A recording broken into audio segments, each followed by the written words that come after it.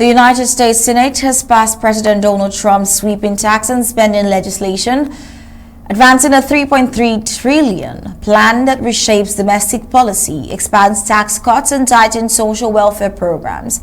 The measure, which narrowly passed 51-50, with Vice President J.D. Vance casting the tie-breaking vote, now returns to the House for final approval ahead of the July 4th deadline.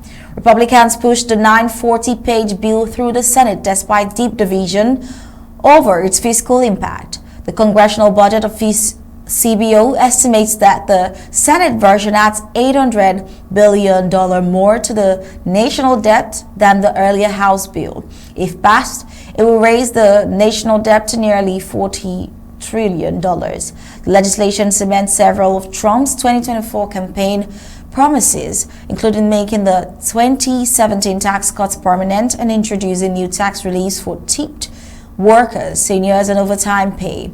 It allocates tens of billions for immigration enforcement and repeals key climate incentives enacted under the Biden administration. Now, the bill also tightens eligibility for food assistance and Medicaid, a move analysts warn could reduce support for millions of low-income Americans. Some House Republicans from high-tax states remain uneasy about state and local tax provisions, while others are concerned about deep cuts to Medicaid and Medicare funding. Despite these objections, pressure from Trump's inner circle is mounting on House Republicans to unify.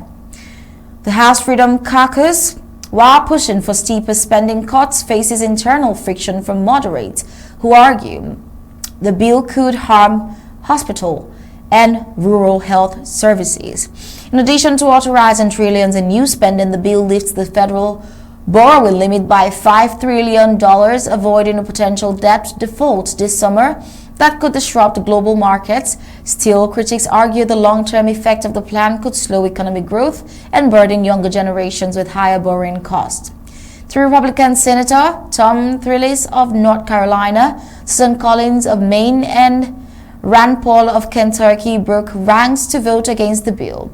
Tillis, who recently announced that he will not seek re-election, cited fiscal concerns as a key reason. The House, where Republicans hold a narrow 220 to 212 majority, is expected to vote later this week.